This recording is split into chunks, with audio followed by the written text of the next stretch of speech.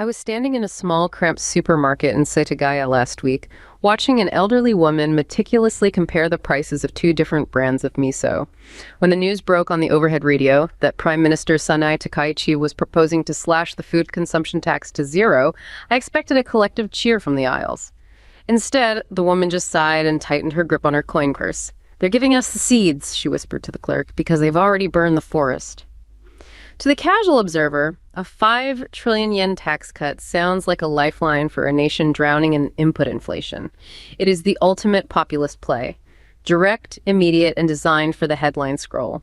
But as the yen flickers at the 160 mark, a psychological fault line that feels more like a tectonic shift, the atmosphere inside the glass towers of the Bank of Japan is anything but celebratory. While the Prime Minister performs her financial alchemy on the political stage, the bureaucratic Leviathan in the shadows is preparing for a very different kind of war. It's a bizarre contradiction. In most countries, a massive tax cut is a victory lap. In Japan, it's being treated like a ticking time bomb.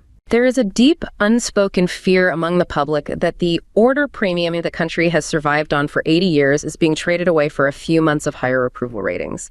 We are witnessing a fundamental collision, a populist leader desperate to play the role of savior, and a technocratic elite who believe their only job is to protect the system from the people running it. Why would a nation react to free money with a sense of impending doom? And what happens when the faceless bureaucrats who have steered Japan for decades decide that the Prime Minister is no longer a partner, but a threat to the state's survival? To understand the 160 yen crisis, you have to look past the tax cuts and into the cold, calculated heart of the Japanese machine. Wow. I mean, that is just a brutal image to start with, isn't it? Giving us the seeds because they've already burned the forest. It really is. It just cuts right to the heart of it. It implies this level of deep-seated cynicism that I don't think we usually associate with the Japanese public. You know, there's this stereotype of them being passive or compliant. Right. But that woman in the supermarket, she sees right through the political theater. She understands the trade-off instantly. That's exactly what struck me. It wasn't confusion. It wasn't even anger. It was just this profound sense of resignation. And it perfectly sets up this incredible tension we're looking at today in January 2026. An absolute collision course. You have the Prime Minister, Sanai Takai-Chi, who basically wants to floor it. Just hit the gas pedal with tax cuts, spending what some are calling Abenomics 2.0. The full reflationary playbook. And then you have the entire apparatus of the state, the Ministry of Finance, the Bank of Japan, slamming on the brakes with everything they have. So today, what we're going to do is unpack this crisis through 3 different lenses. First, the institutional machinery itself. The bureaucratic Leviathan. Then the intergenerational conflict that's really driving the public's fear. The silver democracy. And finally, a sort of comparative look at state philosophy. How Japan's whole model for dealing with crisis is fundamentally different from its neighbors. Right. It's not just an economic story. It's a civilizational one. Okay, so let's start with that first story. The Leviathan. We need to understand the why. Why is the bureaucracy fighting her so hard? Is this just a simple turf war, or is there something, deeper going on? Oh, it's completely existential for them. I mean, to get where the bureaucracy is coming from, you have to appreciate the specific kind of panic that sets in when a major reserve currency like the yen loses its tether. And we're not talking about a gentle slide here? We are talking about the yen blowing past 150 and flickering around that 160 to the dollar mark. Which is the fault line you mentioned in the intro. But let me play devil's advocate for a second. The old wisdom was that a weak yen is good for Japan, right? Toyota makes a killing, Sony's exports get a boost, the Nikkei goes up. Why is 160 suddenly a crisis? You said old wisdom. That was absolutely true 20, maybe even 10 years ago. In 2005, a weak yen was a fantastic stimulus. A boon for exporters. A huge boon. But the entire structure of the Japanese economy has changed since then. A lot of those big manufacturers, they moved their production overseas. They aren't shipping as many cars from Nagoya anymore. They're building them in Kentucky or Thailand or the Czech Republic. So the export benefit is still there, but it's much smaller. It's muted. Exactly. Meanwhile, the import pain has gotten exponentially worse. Japan has to import almost all of its energy, oil, natural gas, and a huge percentage of its food. So when the yen hits 160, you're not just helping Toyota's bottom line a little bit. You are importing massive, painful inflation.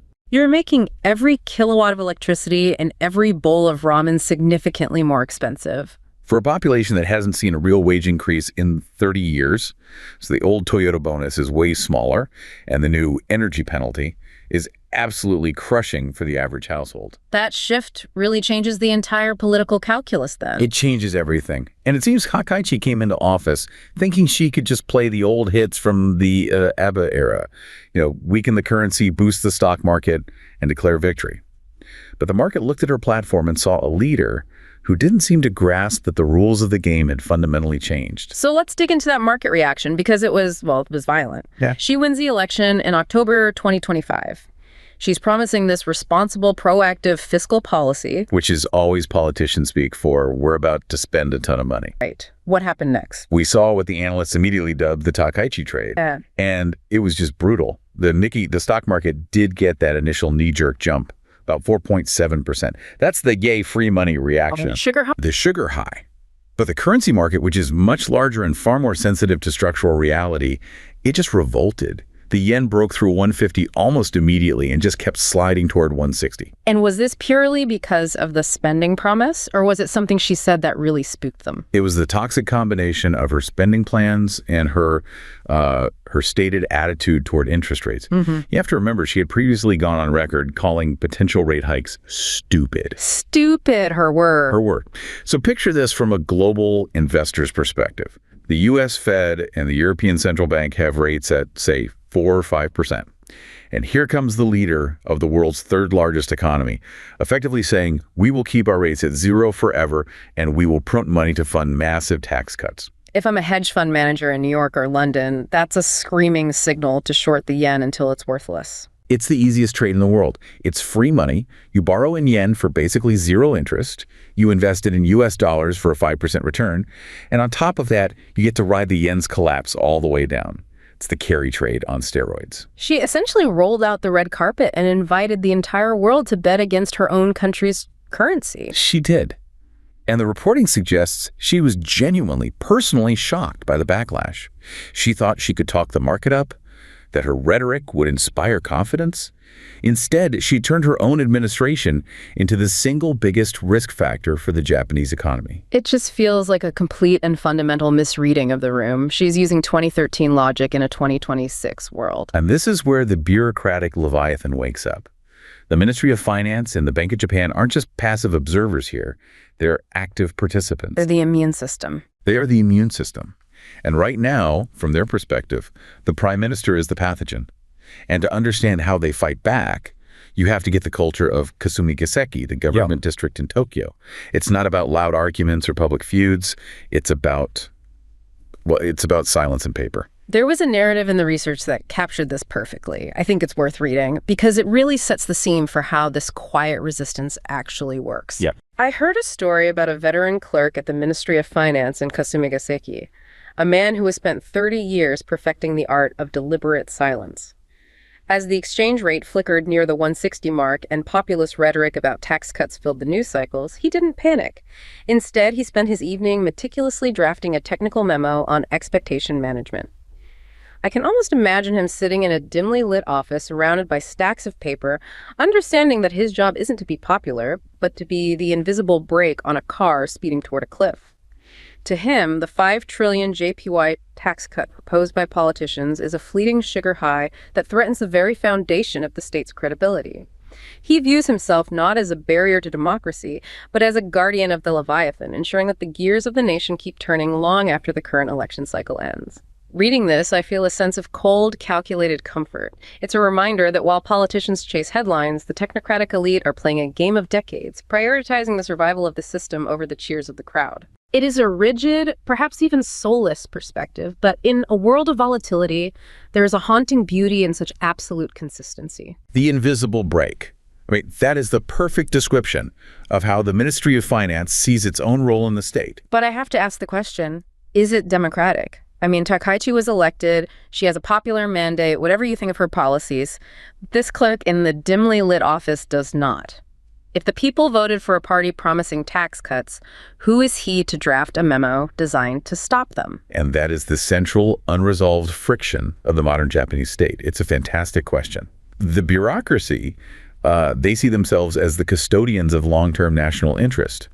They view politicians as temporary occupants of the office who are, by their very nature, prone to short-term thinking to win the next election. Right, the political cycle versus the, I don't know, the national life cycle. Precisely. In their view, if they let Takai-Chi blow up the national budget for a temporary boost in the polls, they would be derelict in their fundamental duty. So from their perspective, they aren't stopping democracy. They believe they are saving the state so that democracy can continue to exist in a stable environment. It's a profound difference in worldview. Okay, so let's talk about the specific weapons they use in this quiet war. It's not just memos, right? We have the appointment of Satsuki Katayama as the new finance minister. Now, Takai-Chi appointed her. She's the first woman in the role, which is historic. On the surface, it looks like Takai-Chi is putting her own person in charge. But Katayama is an MOF alum, isn't she? She isn't just an alum. She is OG Ministry of Finance. She came up through the Budget Bureau, which in the world of the Japanese bureaucracy is basically the high priesthood. It's the most powerful, most prestigious, and most fiscally conservative part of the entire government. So by appointing her, Takai-Chi thought she was getting a skilled political operator who would do her bidding. But what she really did was install a double agent. Or, at the very least, someone whose ultimate institutional loyalty is to the long-term fiscal discipline of the ministry, not to the short-term political whims of the Prime Minister's office. Katayama's entire professional DNA is coded with the MOS ideology. So she's forced to walk this impossible tightrope. She has to go to G7 meetings and defend the Prime Minister's $65 billion stimulus plan while simultaneously working behind the scenes to reassure the bond markets that the MOF won't let things get out of control. It's an incredible balancing act. And that brings us to the bureaucracy's biggest fear, the bad interest rate spike. What do you mean by a bad spike? Well, the ministry knows that with a national debt-to-GDP ratio of over 250%, which is just a mind-boggling number, the highest in the developed world. By a huge margin. Yeah. They simply cannot afford for interest rates to rise for the wrong reasons. Yep. Now, if rates rise because the economy is genuinely booming and there's healthy growth, that's a good spike. That's fine. If rates spike because global investors think Japan is going broke because they lose faith in the ministry's discipline and start dumping Japanese government bonds, or JGBs, that is a bad spike. And that is a death spiral. Because the cost of just servicing that enormous debt would explode. It would explode. It would create a fiscal crisis that would make the current currency issue look like a minor problem. This is the nightmare scenario that keeps people at the MOF up at night. And this is where the Bank of Japan, the BOJ, comes in with its own form of subtle warfare. I saw this phrase in the notes: administrative guidance. The BOJ's December minutes were released, and they included the line, "neutral rate is far away." Now, to a normal person, that sounds like meaningless central bank jargon. Why is that a weapon? That's a classic bureaucratic shiv. It's an incredibly subtle but powerful move. By saying the neutral rate is far away, the Bank of Japan is sending a very clear message to the financial markets. Which is? The message is, current interest rates are way too low. We know it. You know it. We need to hike them. And we are going to hike them eventually. But wait, Takai-Chi wants rates to stay at zero forever. She called hikes stupid. The BOJ is publicly signaling to the global markets that they are going to ignore the Prime Minister's wishes. They are telling investors, don't listen to the politician in the Conte, listen to us. We are the adults in the room, and we will do what is necessary to normalize policy and protect the yen. So it completely undermines her entire reflationary strategy without ever having to publicly contradict her or start a fight. It's the height of institutional passive aggression. And it's incredibly effective. You can already see Takai-Chi having to walk back her rhetoric. In just a few months, she's gone from talking about aggressive easing to talking about crisis management. The bureaucracy is winning this war of attrition. So, they're winning because they control the technical levers of the economy. Takai-Chi can give speeches and propose tax cuts, but at the end of the day, the MOF issues the bonds and the BOJ sets the interest rates. The Leviathan wins. But this brings me back to the woman in the supermarket. The part that I still find puzzling. If Takai-Chi is offering what looks like free money, tax cuts, stimulus checks, why isn't the public revolting against the bureaucrats? Why was that woman sighing with resignation instead of cheering? You'd think people would want the cash. And this is where we have to shift to our second lens to really understand what's happening. We, especially in the West, tend to assume that voters are rational economic actors who always want more money in their pockets today. Right, lower taxes are always popular. But in Japan, the definition of what is rational is different because the demographic reality is completely different. The silver democracy. Exactly. But before we get into the cold math of it, let's look at the human reality of that term. It's not just an abstract concept. No, it's about real people's lives and fears. Which is captured so well in this next piece. Okay, let me read this. I saw a post online from a retiree living in a small apartment in Saitama, someone whose entire world is governed by the fixed numbers of a monthly pension check. For him, the news of a consumption tax cut doesn't bring joy. It brings a cold, creeping dread. He remembers the eras of stability and fears that a sudden influx of populist liquidity will trigger the one monster he cannot outrun: hyperinflation. To him, the Ministry of Finance isn't a faceless bureaucracy, but a shield against the chaos that would devalue his remaining years. He represents a generation that would rather endure the slow grind of a stagnating economy than gamble their survival on a high-stakes fiscal expansion. Try to imagine the weight of that anxiety, the feeling that your country's debt is a ticking clock held by your grandchildren. When I reflect on his fear, I realize that the intergenerational crisis isn't just a macroeconomic term. It's the quiet desperation of the elderly choosing the predictable slow over the risky fast.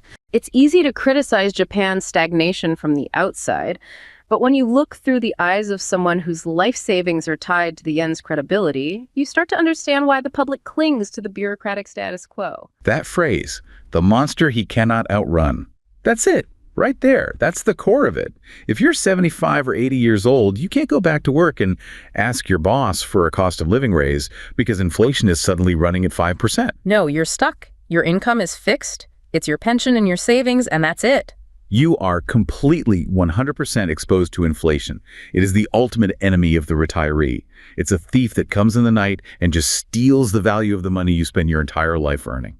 So when Prime Minister Takai-Chi gets on TV and announces a 5 trillion yen stimulus package, the retiree in Saitama doesn't see economic growth. He sees inflation risk. He sees the monster at the door. That's exactly what he sees. He sees the yen crashing further, which makes his winter heating bill go up. He sees the price of imported fish and vegetables rising at the supermarket. And he knows with absolute certainty that his monthly pension check is not going to change. So for him, the status quo of stagnation, this world of zero inflation and zero growth that we've criticized for decades, is actually preferable to a boom that brings with it the risk of high inflation. It's not just preferable, it's a matter of survival. Predictable stagnation is safe. Risky growth is a gamble he can't afford to take. And since the elderly are no longer a minority group but a dominant electoral bloc, the political math becomes overwhelming. This concept of silver democracy isn't just a clever buzzword. It's a political and mathematical lock. The 65-plus demographic in Japan not only outnumbers the younger generations, but they also vote at a much, much higher rate. So any politician who wants to win an election has a massive incentive to prioritize policies that favor preservation over growth. It creates what the Okamoto paper you mentioned calls a Pareto improving trap. Now, a Pareto improving policy is one that would, in theory, make the whole economic pie bigger for everyone in the long run. Like maybe investing heavily in high-risk, high-reward technologies or making it easier for startups to disrupt old industries. Exactly. Things that would benefit the country in 20 or 30 years. But if those same policies introduce any short-term volatility or risk like, say, a risk of inflation, that the elderly voting bloc won't tolerate, then the policy just dies on the vine. It's politically dead on arrival. Takai-Chi is trying to sell a high-risk, high-reward growth strategy to a population that is now structurally, demographically, and psychologically focused almost exclusively on risk minimization. It's a fundamental mismatch. The research material did mention some, let's call them radical theoretical solutions to this democratic gridlock. Dimity voting was one. I have to be honest, when I first read about this, it sounded completely insane. It does sound like something straight out of a science fiction novel, doesn't it? A bit dystopian even. Can you explain it for anyone who hasn't heard of it? It's a wild concept. The core idea starts from the premise that children, the people who have the biggest stake in the country's long-term future, have zero political voice. So Dimity voting proposes to fix this by giving parents proxy votes for their underage children. So if you have 2 kids, you show up to the ballot box and you get to cast 3 votes, 1 for yourself and 1 for each of your children. That's the idea. It's an attempt to give the future a voice in the present. But hold on. That immediately seems to violate the fundamental principle of 1 person, 1 vote, doesn't it? You're basically giving a parent outsized political power just because they chose to have children. That's the main criticism, yes. Opponents would say it violates the principle of individual equality. But the proponents of the idea would fire back that our current system violates the principle of temporal equity. Meaning equity across time. Right. They would argue that right now, a 90-year-old who won't be alive to see the consequences of piling on more national debt has far more voting power than a 10-year-old who will spend their entire working life paying off that debt. Domini voting is an attempt to rebalance that. It's a way to force the political system to care about what happens in 2050, not just in the next election cycle. If parents suddenly had extra votes, you can bet the politicians would be falling over themselves to promise better funding for childcare, education, and long-term investments, because that's what that voting bloc would care about. And then there was the even more radical proposal, remaining life expectancy voting. This one is mathematically brutal and politically even more impossible. How does that one work? It's exactly what it sounds like. You weight each person's vote based on how many years they are statistically expected to continue living.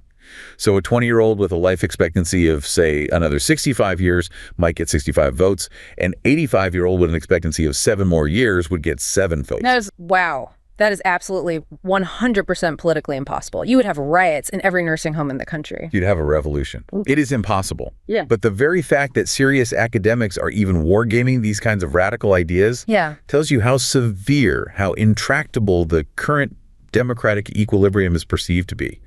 The civil for democracy is a cage. It locks the country into a cycle of low-risk, low-growth policies. And this brings us right back to our first section. This is why the bureaucratic Leviathan remains so powerful and, in a strange way, has the tacit support of the public. The bureaucrats at the MOF and BOJ are the only ones with the power to enforce the stability that the elderly majority craves, even when a populist leader like Takai-Chi tries to shake things up. So Takai-Chi isn't just fighting the Ministry of Finance in Kasumigaseki. She's actually fighting the deep-seated fears and demographic weight of her own country. She's fighting the very voters she claims to represent. It's a deep contradiction. They may have voted for her party, but they are terrified of her actual policies. It's a tragic irony, really. The woman in the Sataga supermarket, she knows that the seeds of this tax cut are just being paid for by burning the forest of long-term fiscal stability. And she'd rather keep the forest, even if it means she has to go hungry for a little while. That is the fundamental trade-off that modern Japan has made. Again and again, we will endure stagnation to avoid chaos. And this deep ingrained preference for endurance over chaos. That leads us to the third and maybe the most philosophical aspect of this whole crisis. Right. It's not just about economics or demographics. At its root, it's about a different civilizational model. The clash of civilizational models.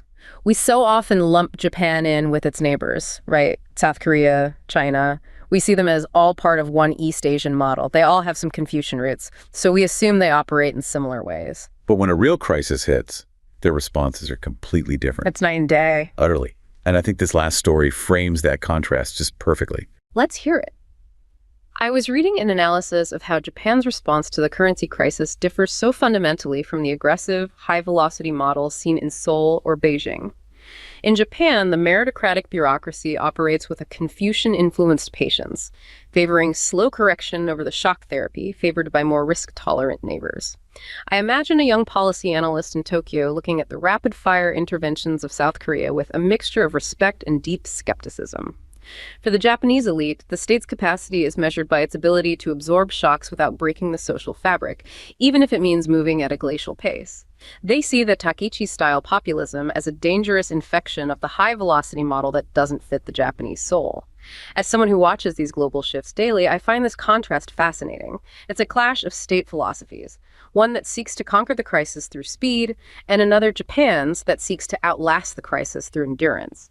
While the right-wing push for bold action feels more exciting, there is a profound, almost stoic merit in the Japanese insistence on systemic stability. It's a reminder that sometimes the greatest strength isn't the ability to change quickly, but the institutional willpower to refuse to be rushed. The institutional willpower to refuse to be rushed. That feels so profoundly, well, un-American. And unmodern in a way. Our whole culture is built on speed, on disruption, move fast and break things. That's the Silicon Valley mantra, right? Exactly. And it's also, to a large extent, the South Korean mantra. Just look back at the Asian financial crisis in 1997. Korea was absolutely decimated. Their currency collapsed. They had to go begging to the IMF for a bailout. It was a moment of profound national humiliation. A true national trauma. But what did they do? They used that crisis as an opportunity to tear their entire system down to the studs and rebuild it. They forcibly broke up some of the cables, the giant family-run conglomerates. They liberalized their labor markets. They wired the entire country for high-speed broadband in just a few years. They embraced shock therapy. They treated the crisis not as something to be endured, but as a chance to reinvent the country from the ground up. Total reinvention, high velocity, Right. what academics call path-breaking change. Yeah. But Japan is the opposite. It always prefers path dependence. Meaning it stays on the path it's already on. It stays on the path. When the asset bubble burst in the early 90s, or when the Lehman shock hit, or when the yen hits 160 now, the core instinct is never to tear down the house. It's to meticulously shore up the beams. They refuse to do mass layoffs. They refuse to let major companies fail. They consistently prioritize social cohesion over raw economic efficiency. This is the Galapagos effect that people talk about. We usually use that term as a kind of insult. Japan is too isolated. Their technology is weirdly specific. They still use fax machines. Right, that has failed to adapt to global standards. But what if we've been looking at it all wrong? What if Galapagos-style evolution is actually a highly sophisticated defense mechanism? So? By evolving in relative isolation, by consciously refusing to adopt the Anglo-American neoliberal reforms of the 80s, or the high-velocity shock therapy of Korea, Japan has managed to maintain a level of social stability that is now the envy of a lot of the world. That's a fair point. You don't see the kind of massive riots in Tokyo over the 160 yen that you might see in Paris over a pension reform. You don't see the extreme political polarization that's tearing the US and the UK apart. Because the state acts as a massive shock absorber. The Lim and Kim sources you looked at talk about this. The Japanese state never retreated from the economy the way Western governments were told to. It stayed deeply involved, coordinating industry, managing R&D's consortia, and ensuring that any changes happen slowly and predictably enough that the social fabric doesn't tear. There was a historical point made in the research that I found absolutely fascinating. It was about the concept of the mandate of heaven. Yes, this is so key to understanding the deep cultural difference. In China, and to a lesser extent in Korea, you have this ancient political idea that if the ruler is incompetent or corrupt, if there are floods, famines, disasters, then heaven withdraws its mandate to rule. And the people have a right to revolt. Revolution is seen as a legitimate, even necessary part of the political cycle. You wipe the slate clean and start a new dynasty. Right, but Japan never had that. Japan has, famously, the world's oldest unbroken imperial line. They never had a successful revolution that completely wiped the slate clean. Instead, what historians say they have is a process of stapling. Stapling, like with a stapler. Exactly like that. When the shoguns rose to become the real military power in Japan, they didn't overthrow and kill the emperor. They stapled their new military government onto the existing ancient imperial court. When the Meiji Restoration happened in the 19th century, they stapled a modern Western-style state onto the emperor. When American-style democracy arrives after the war, they stapled it onto the powerful, pre-existing bureaucracy. So the old structures never really go away. They just get a new layer put on top of them. You have these layers and layers of historical sediment. You do, which means you can't just show up one day and say, I'm the new leader and I'm going to change everything today. Yeah. The system is designed to resist that kind of shock. And that is Sanai Takai-Chi's fundamental mistake. She is acting like a revolutionary mandate of heaven-style leader. I will break the Ministry of Finance. I will fix the economy with my bold new plans. And the Japanese system, at its very core, is designed to reject that. It rejects the great man theory of history. It prefers the anonymous, faceless bureaucrat who manages the slow, steady, predictable transition. So in the civilizational model, the quiet clerk in the dimly lit office isn't the villain trying to subvert democracy. He's the hero. In a sense, yes. He's the hero because he ensures that the stapling holds together. He ensures that the shock of a 160 yen crisis doesn't cause the entire society to snap. Even if the price of that stability is slower economic growth, even if the price is that younger generations feel frustrated and stuck, the system consistently chooses survival over dominance. It completely reframes the crisis. Yeah. We look at the yen at 160 and our first thought is, Japan is failing. The system is broken. But maybe the system isn't broken. Maybe it's just coping in its own unique way. And maybe coping is its own kind of skill. In a 21st century world where other advanced nations are tearing themselves apart with political and social turmoil, Japan's ability to muddle through with its social fabric almost entirely intact is actually a form of very high-level state capacity. It's a different definition of success. Okay, so let's try to bring all three of these lenses together. We have the Prime Minister trying to hit the gas pedal. We have the bureaucratic Leviathan slamming on the brakes to protect the currency and the nation's fiscal credibility. We have the elderly voters of the silver democracy also pushing for the brakes because their deepest fear is the inflation that Takai-Chi's policies might unleash. And finally, we have a deep civilizational history, a path-dependent model that favors the brakes because its deepest fear is the chaos of revolution and social breakdown. That's a perfect synthesis. The 160 yen crisis isn't a random market accident. It is the logical, predictable result of a deliberate choice that the Japanese civilization has made over and over again. A choice to prioritize stability over growth, gerontocracy over youth, and bureaucracy over populism. And the friction we're seeing in the markets, the volatility, the political infighting, that's just the heat being generated by that massive, slow-moving institutional machine grinding down the Prime Minister's populist ambitions. Takai-Chi is the anomaly. The system is the reality. And if history is any guide, the system will, in the end, outlast her. The yen might stay weak, the economy might continue to stagnate, but the Leviathan will ensure that Japan remains fundamentally Japan. It brings me right back to that idea of the order premium from the very beginning. The concept that stability isn't free, it has a price. A very high price. And Japan is consciously paying it. A weaker currency is part of the price. A massive national debt is part of the price. A frustrating lack of economic dynamism is part of the price. But what they are buying with those payments is a society that remains cohesive, safe, and predictable in an increasingly unpredictable world. So maybe that Galapagos evolution isn't a sign of decline after all. As the rest of the world gets consumed by populist chaos and social fragmentation, maybe Japan is becoming less of an isolated island and more of a well-defended fortress. You know, it's possible that this order premium might turn out to be the most expensive and sought-after luxury good of the 21st century. Yeah. And right now, Japan might be the only nation on Earth truly willing to pay the full astronomical price for it.